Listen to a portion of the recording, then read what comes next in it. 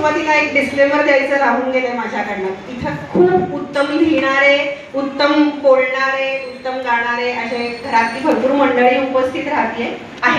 आणि मी तर जवळजवळ 10-12 वर्ष महाराष्ट्राच्या बाहेर आहे, त्यामुळे माझ्याकडनं बोलताना बऱ्याचदा तोंडात इंग्लिश शब्द वगैरे पटकन निघतात. तो तिथल्या कल्चरचा भाग असेल म्हणावं. तरी सुद्धा आजची निवेदनाची सूत्र दादाच्या आग्रहाखातर माझ्या हातात आलेली आहे, तर थोडं सांभाळून घ्या. आजच्या कार्यक्रमाचा मूड सेलिब्रेशनचा आहे, तर आपण छान गाणी ऐकत आठवणींना उजाळा देत कार्यक्रम पुढे नेऊया. यानंतर मी लीला मावशीला गाणं सादर करण्यासाठी पुढे बोलावते. बसून म्हणतात का?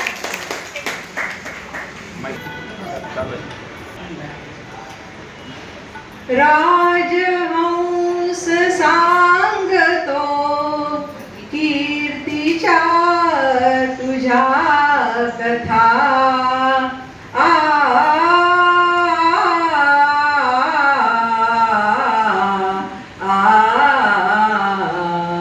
हृदयी प्रीत जागते जाणता अजाणता. हृदयी प्रीत जागते जाणता अजाणता.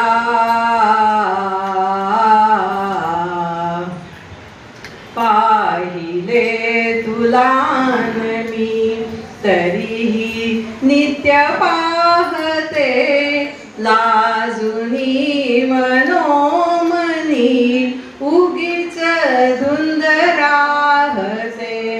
ठाऊकान मजसी जरी निषध देश कोणता.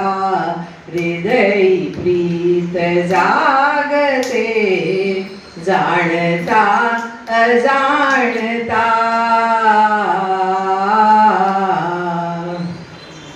दिवस रात्र ओढही या मनास लागते.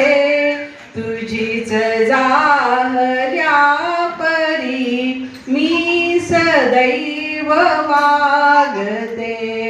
मैत्रिणीस सांगते तुझी अमोल योग्यता. हृदयी प्रीत जागते जाणता अजाणता. निमंत्रणा विना पुन्हा हंस येतो वनी. निमंत्रणा विना पुन्हा हंस येतो वनी. नाद चित्र रेखितो तुझेच मंद पूजनी. वेड वाढवून तो उडून जाय मारुता. हृदयी प्रीत जागते जाणता अजाणता. हृदयी प्रीत जागते जाणता अजाणता.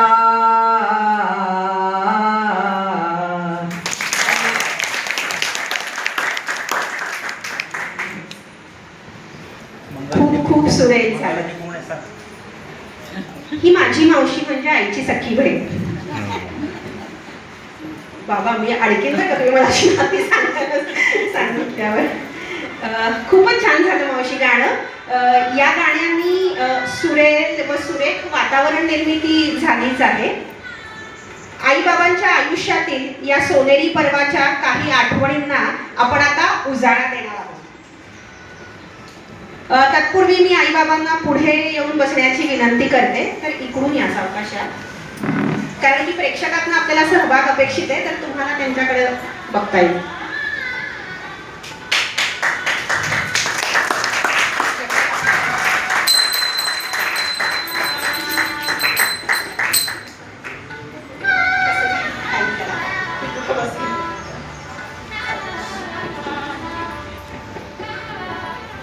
जुन्या आठवणी जाग्या करण्यासाठी तुम्हा सर्वांचा सहभाग अपेक्षित आहे.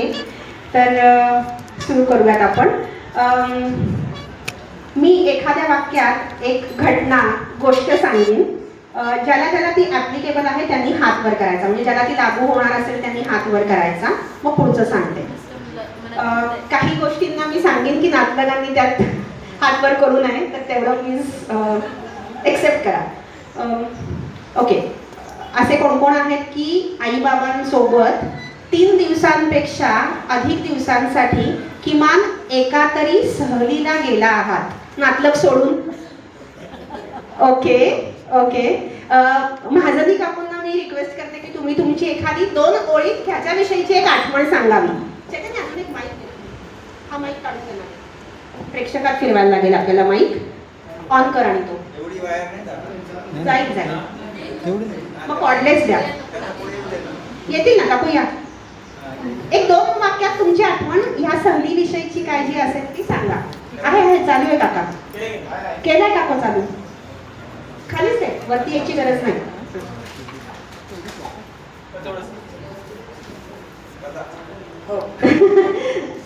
नमस्कार. मी आणि पोटे फॅमिली आणि पोटेचे बहीण भाऊ असे आम्ही केरळ कन्याकुमारी अशी ट्रिप केली होती. आम्ही 18 जण होतो. आता मगाशी मधुराने सांगितलं की बाबांची विनोद बुद्धी ती आम्हाला तिथे जाणवली, म्हणजे मला जाणवली. माझी मुलं लहान होती त्यावेळेस, लहान म्हणजे 10-12 वर्षाची होती. तर आम्ही ट्रेनमध्ये असताना ते स्वतः पोटे काका बाहेर उतरले, वडा वडा वडापाव वडापाव करतात. पोटे काका आहेत म्हटलं ते गंमत करतात. आणि गंमतच्या बऱ्याच गोष्टी आहेत, कार्यक्रमाला वेळ देते. धन्यवाद. ओके. आता हे दुसरं वाक्य जे आहे ते सगळ्यांना लागू आहे. नातेवाईक पण हात वर करू शकतात. आईच्या हातचा उकडीचा मोदक खाल्ला आहे. अरे बाकीच्या नातेवाईकांचं काय झालं? काय बरं, तुला एक वाक्यात सांगायचं, एकाच वाक्यात सांगायचं काय आठवण आहे उकडीच्या मोदकाची? इकडे बघ. असू दे, सांग सांग. इतका सुंदर उकडीचा मोदक होता की वाटत होतं खावतच जावं खावतच जावं. आईची खासियत आहे, मी मिस करते कारण ती गणपतीत करते, मी गणपती तिथे नसते. ओके. पुरुष मंडळी, बहुतेक करून पुरुष मंडळींना लागू होईल. बाबांबरोबर एखाद्या सामाजिक उपक्रमात सहभाग घेतला आहे किंवा हातभार लावला आहे. शक्यतो नातेवाईक नकोत. बाबांबरोबर एखाद्या सामाजिक उपक्रमात सहभाग घेतला आहे किंवा हातभार लावला आहे. कोणी चालेल? खूप जण आहेत, मला माहिती आहे. तुमचं सहकार्य असल्याशिवाय हे मंदिर पण उभं राहिलं नसतं. या चैतन्य, तू माईक पास कर ना, ते हात वर करतात त्यांना.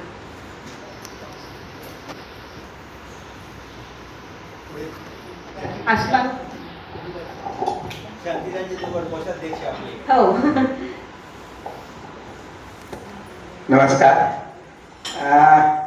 अनिल रावांचा आवडीचा विषय आणि माझा आणि त्यांचा संबंध बऱ्याच वेळेस येतो. आम्ही मिळून नेत्रदान देहदानसाठी काम केलेलं आहे. डॉक्टर वगैरे, अगरवाल डॉक्टर वगैरे त्यांच्याशी आमच्या मीटिंग झालेल्या आहे तिथे. तर मी पण नेत्रदान केलेलं आहे, देहदानचं पण फॉर्म भरून दिलेला आहे. पण प्रत्येक वेळेस कोणी कोणाचं मयत झाली त्यांचा फोन येतो. त्यांना जाऊन विचारा की नेत्रदान करणार का, नसतील तर त्यांना प्रोत्साहन द्या. तर काही कारणामुळे काही होतात, काही होत नाही. काही धार्मिक कारण किंवा गावी जाऊन ते अग्नी संस्कार करणं त्यासाठी, तर त्यांना या कामासाठी मी अनेक शुभेच्छा देतो. धन्यवाद काका. ओके. आता एकदम इंटरेस्टिंग आणि मला माहिती आहे खूप जणी त्यात बसणार आहे. आई बरोबर शॉपिंग केले आहे. येस. आता लक्षिका पुन्हा चान्स देऊया.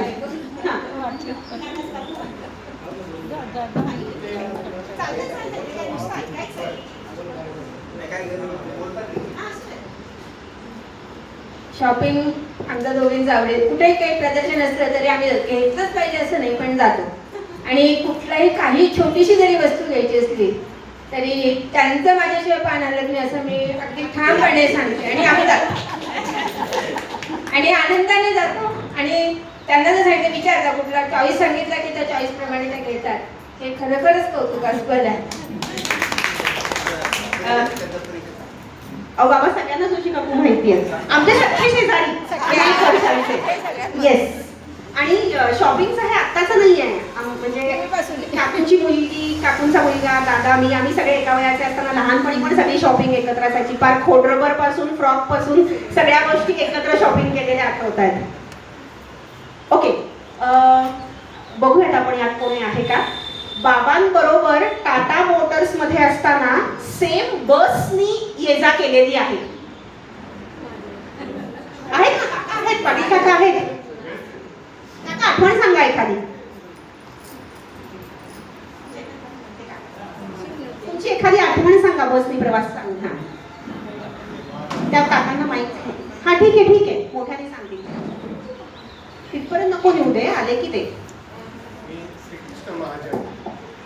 मोठे आणि आम्ही एकाच बसने जायचो. आमचा बस स्टॉप एकच होता.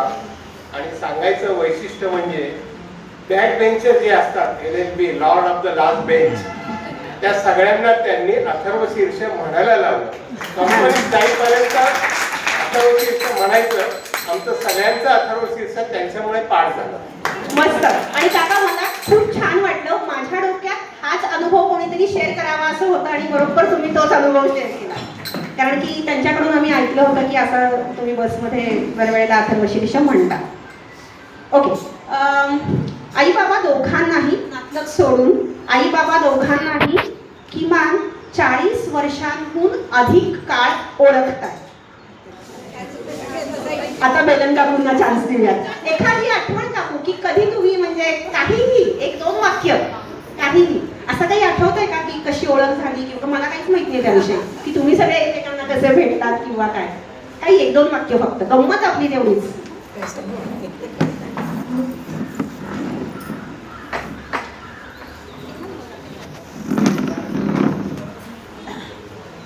आम्ही सोसायटीत राहतो, पण आम्ही आहो जवळ घालतो. कारण पूर्वीपासून आम्ही एकमेकींना आहो बहिणीच म्हणत होतो. आता सगळ्या मैत्रिणी झाल्या आहेत. खरं म्हणजे आम्हाला सगळ्या म्हणतात आहो जवळ कशी घालते, पण ती पूर्वीपासून आम्हाला सवय आहे. कारण पूर्वी आम्ही एकत्रच राहत होतो, तरी पण आहो जवळ अजूनही घालतोय. बरेच जण इथं बसलेले सोसायटीमध्ये खूप वर्षांपासून एकमेकांच्या ओळखीचे आहेत, सहवासात आहेत आणि सगळ्यांचाही तो सहवास आजपर्यंत लाभलेला आहे. याचा खूप खूप आनंद आहे. एक शेवटचं ह्या सेक्शनमधलं आपण घेऊयात वाक्य. हे बहुतेक फक्त नातलगांपैकीच कोणीतरी सांगू शकेल. आई बाबांच्या लग्नाच्या फोटोचा अल्बम बघितला आहे. अरे हात फक्त. ओके, दिलीप काकाला आठवत आहे. ओके, काहीही तुला जर असं एखादी आठवण सांगायची असली तर 1-2 वाक्यात. अगदी त्या फोटोच्या अल्बम मधली सांगता येईल असं नाही, पण